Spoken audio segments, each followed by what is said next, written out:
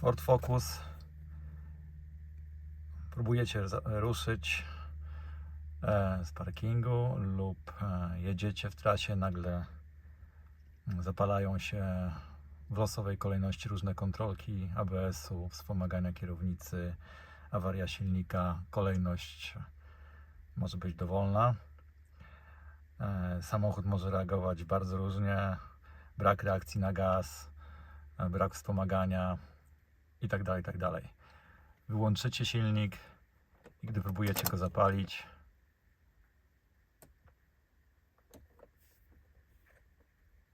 macie takie objawy, błyska górna kontrolka od Immobilisera.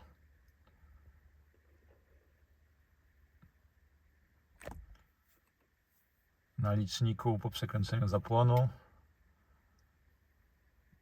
przebieg samochodu znika, pojawiają się takie kreski.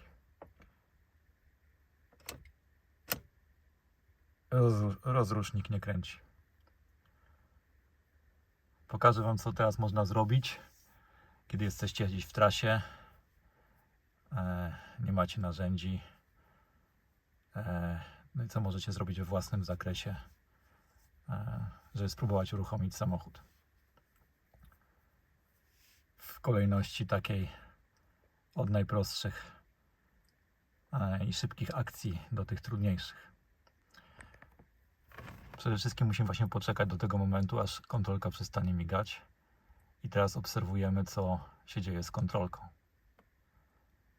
Jak widzimy, ona teraz miga w innym rytmie. Liczymy mignięcia. Jest pierwsze mignięcie, przerwa. Raz, 2, 3, 4, 5, 6. I znowu. Raz, 2, 3, 4, 5, 6. Czyli jest to kod błędu numer 16. Oznacza on, że nie ma połączenia z szyną CAN, czyli z szyną, która odpowiada za sterowanie całym samochodem. Co możemy teraz zrobić?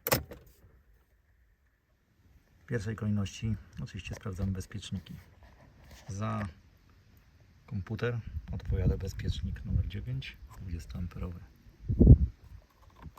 Być może wymienienie go uruchomi Wam samochód. Oczywiście najprostsza rzecz. Macie multimetr, to oczywiście warto zmierzyć sobie rezystancję. Ustawiamy na zakres pomiaru do 200 ohmów.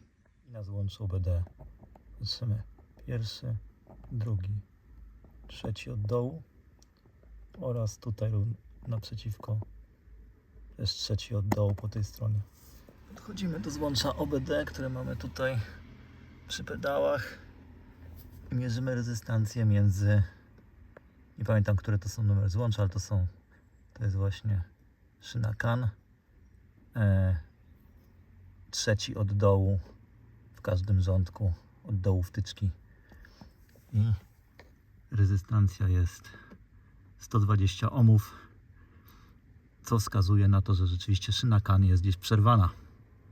Jak przeglądacie fora i internetowe oraz YouTube'a, to w takim przypadku większość osób będzie wskazywała Wam od razu, że uszkodzony jest licznik, że trzeba go wyjąć i poprawić tak zwane zimne luty na złączu tego licznika. Jak jesteście w trasie, to oczywiście nie możecie tego zrobić, bo to wymaga rozebrania licznika, lutownicy, no i to jest jakieś, powiedzmy, pół godziny roboty, jak się ma warsztat. Natomiast jeżeli zmierzyliście tą rezystancję i ona wynosi 120 ohmów, to prawdopodobnie licznik jest prawidłowy, bo to jest prawidłowe wskazanie dla licznika działającego. Przed dalszymi pracami trzeba odłączyć akumulator. Powinniśmy odłączyć klemę minusową, która jest tam ukryta. Jest to bezpieczniejsze. Najłatwiejsza rzecz do sprawdzenia teraz, jeżeli chodzi o szynę CAN, brak połączenia, to złącze, chyba złącze E9. Tu jest taki mały plastikowy cyngielek, trzeba go trochę odepchnąć i ciągniemy tą niebieską dźwignię do góry. To się trochę upiera, ale poszło do góry. Już poszło do góry, to wtyczka wychodzi. Widzicie, wtyczka wygląda dobrze. No bo jest przeze mnie czyszczona. Natomiast jeżeli macie jakiś spray do czyszczenia kontaktów, warto to przeczyścić. Jak nie macie nic do czyszczenia na szybko, to próba otwórzcie, włóżcie, wyjmijcie, włóżcie tą wtyczkę kilka razy. Zawsze to trochę powinno przeczyścić kontakty. Jeżeli tu był jakiś brak kontaktu, to może pomóc. Niestety najczęściej to nie pomoże. I następna rzecz, którą robimy, to idziemy tutaj pod schowek na rękawiczki. I tutaj mamy drugą skrzynkę bezpiecznikową. To jest chyba całkiem poważna elektronika, nie tylko bezpieczniki. Przekręca się takie dwa motylki i łatwo to się opuszcza.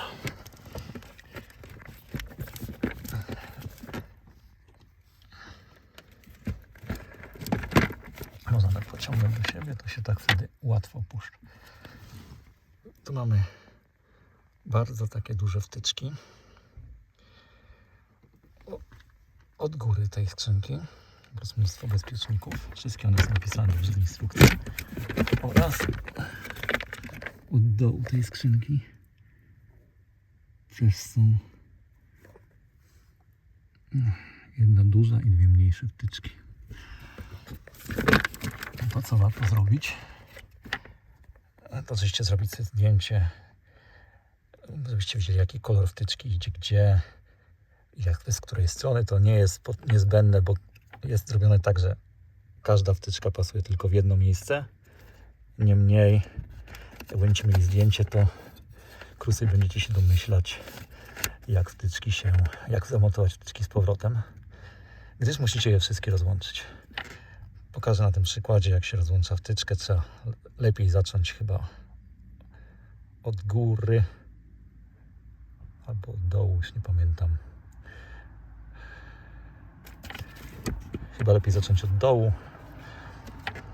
Wtedy odpięte górne wtyczki nie będą blokowały, nie będą utrudniały wam odpięcia dołu.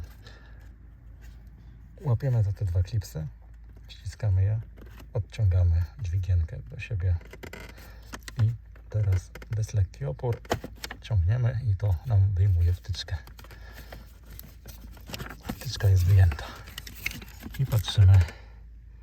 Widzimy tutaj ewidentnie są ślady korozji i to jest, powiedzmy, korozja już po czyszczeniu przeze mnie tego styku, czyli generalnie zostało trochę środka czyszczącego w gnieździe czy tam we wtyczce i to widać po następnego dnia jeszcze wypłynęło trochę. Sama wtyczka jednak nie wygląda jakoś tam źle. No i generalnie tak to też u mnie wyglądało, że ta wtyczka była, owszem, te dwa górne piny były zaśniedziałe, ale tak to było dosyć czysto, więc nie musicie wcale mieć tutaj jakichś poważnych objawów korozji, żeby samochód przestał wam działać. To niestety ucieka. No, jak nie macie środka do czyszczenia kontaktów, no to też niewiele możecie zrobić, ale możecie przynajmniej tą wtyczkę parę razy włożyć, założyć. Parę razy to poruszać. Być może to przeczyści kontakt. Jak widzicie ewidentne ślady zaśniedzenia, to możecie tam spróbować delikatnie, nie wiem, śrubokrętem czy czymś podrapać, żeby zdrapać zaśniedzenie. Robimy to na wszelki wypadek z każdą wtyczką. Ok, tego przekaźnika nie musimy wyciągać, ale Te wszystkie wtyczki wyjmijmy. Nie jestem pewny, do czego one służą, natomiast jakby no, też robiłem to w drodze i na mopie na autostradzie nie miałem czasu się zastanawiać,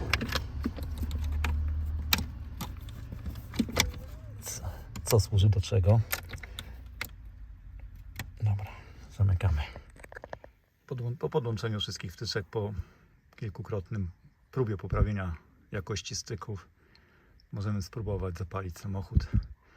Jeżeli nie pomaga, to prawdopodobnie ostatnia deska ratunku na trasie to jest tutaj, znowu od strony pasażera.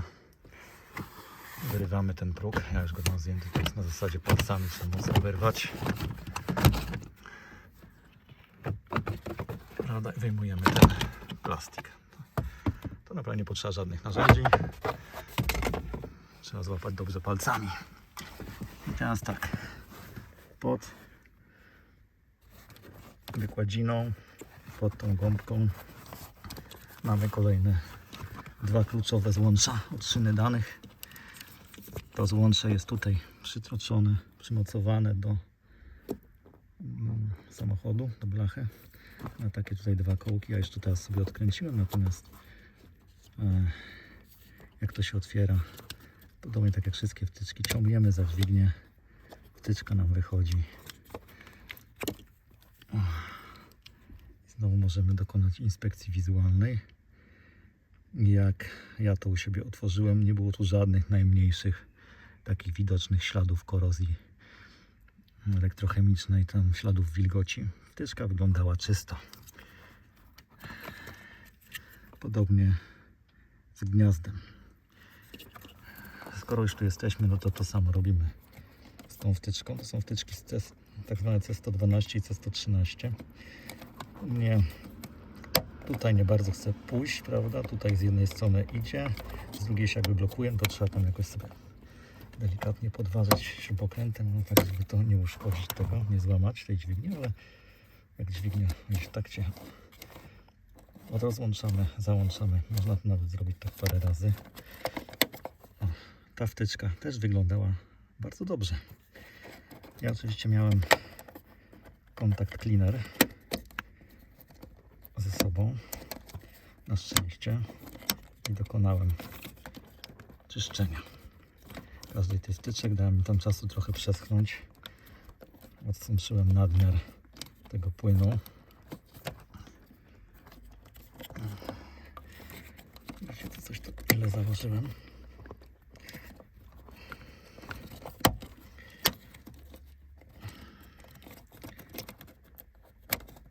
Ważne jest, jak tą wtyczkę instalujecie, to trzeba ją tak to zrobić, że ta dźwignia w pełni wypchnęła wtyczkę w gniazdo.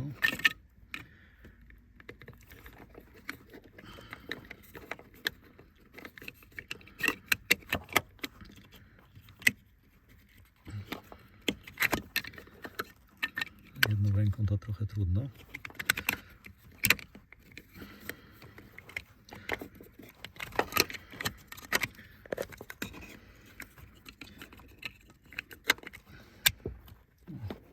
Weszło. Teraz zamykamy dźwignię, wtyczka wchodzi.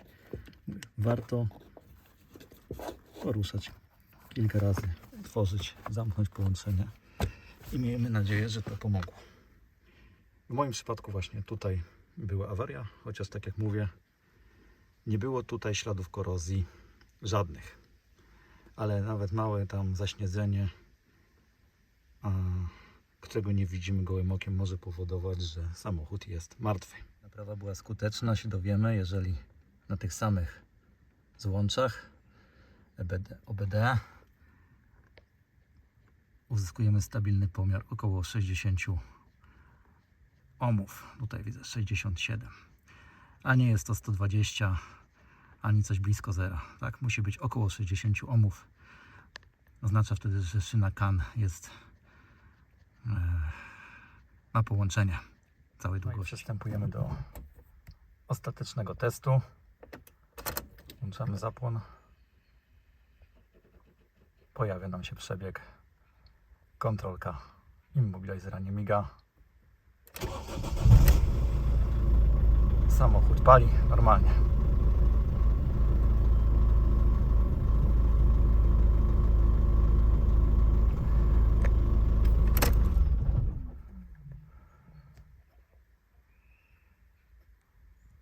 To by było na tyle. To jest procedura, która mnie uratowała na mopie autostradowym. Jeżeli to nie pomaga od razu, to próbujcie z tymi wtyczkami po wiele razy. Ja teraz też jak rozłączyłem te wszystkie wtyczki, żeby nagrać Wam ten filmik, to po ponownym połączeniu samochód mi nadal nie odpalał i pokazywał błąd 16. Więc te wtyczki naprawdę są dosyć wrażliwe nie wiem, na poprawność połączenia, na jakieś tam zaśniedzenie i tak dalej, więc na pewno z tymi wtyczkami będę musiał jeszcze gniazdami będę musiał popracować dokładnie i je doczyścić, bo widać to moje szybkie czyszczenie takim to sprayem przyniosło jakiś tam rezultat, ale nie do końca pewny. Trzeba będzie nad tym jeszcze popracować. Mimo wszystko, po wielokrotnych próbach poprawienia styków w elektronice, nadal Wam samochód nie odpala. Możecie spróbować wyjąć puszkę z filtrem powietrza. Tu trzeba zdjąć w sumie tą gumeczkę i tą puszkę, odkręcić tą opaskę, żeby zdjąć tą rurę i w sumie tą puszkę można wyrwać w całości. Ona jest tylko teraz wciśnięta. Tutaj pod tą puszką jest kilka, 2 lub 3, nie pamiętam, punkty styku do masy, które idą do wiązki tego komputera gdzieś. Potem można wymontować osłonę, tą akumulator i tą obudowę akumulatora, i pod tą obudową tam gdzieś w tym miejscu też są przyłączenia do masy. Jeżeli to jest samochód, wiadomo, stary, to warto sprawdzić, czy tam spróbować przeczyścić te połączenia, zobaczyć, czy na pewno jest prawidłowa masa, bo to też z tego, co widziałem na niektórych filmikach, może być przyczyną braku tego samego błędu. W moim przypadku to nie miało miejsca. Teraz, tak jak widzicie, u mnie do naprawy niepotrzebna była naprawa licznika. Problem był z wiązką elektryczną. Natomiast oczywiście na wielu forach internetowych i na YouTubie będziecie widzieli, że najczęstszą przyczyną tego typu awarii jest właśnie uszkodzony licznik, tak zwany zimny lód. Ale jeżeli mierzyliście na złączu OBD, w tych miejscach, co Wam pokazałem, rezystancję, i rezystancja przy niedziałającym samochodzie była 120 ohmów, to znaczy, że prawdopodobnie licznik jest prawidłowy. Jeżeli instalacja jest prawidłowa, to wtedy rezystancja powinna być połowę tej wartości, czyli około 60 ohmów. Natomiast jak już mamy licznik wymontowany, to zanim go rozbierzemy, według różnych świetnych filmików na YouTubie zresztą, warto sobie sprawdzić właśnie szynę CAN. Nie wiem, czy to widać, ale to są od tej właśnie górnej lewej strony,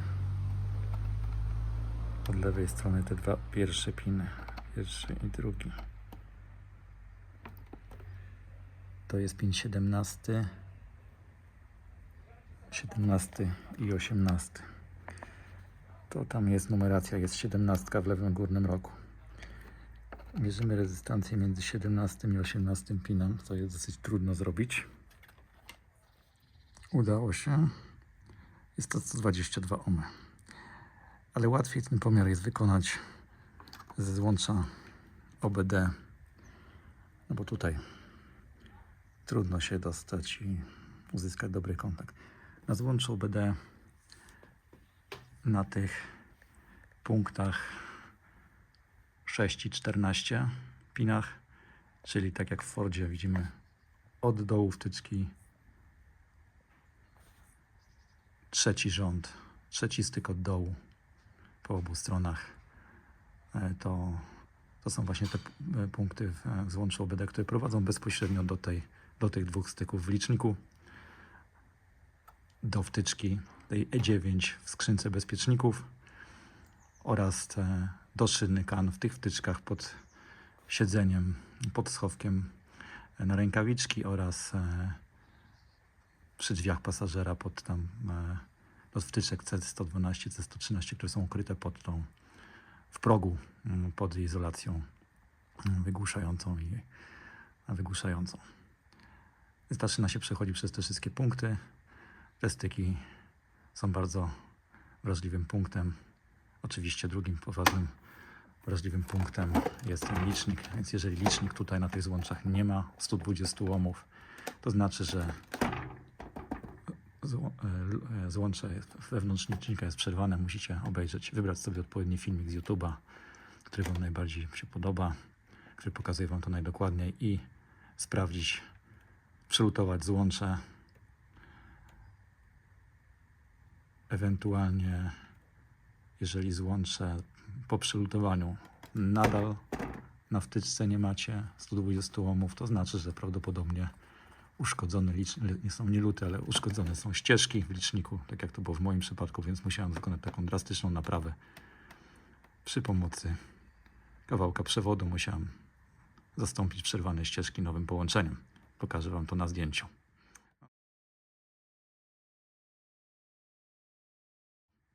Mam nadzieję, że filmik pomógł lub pomoże Wam uruchomić samochód w krytycznej chwili i wrócicie do miejsca, gdzie będziecie mogli dokonać naprawy finalnej. Pozdrawiam.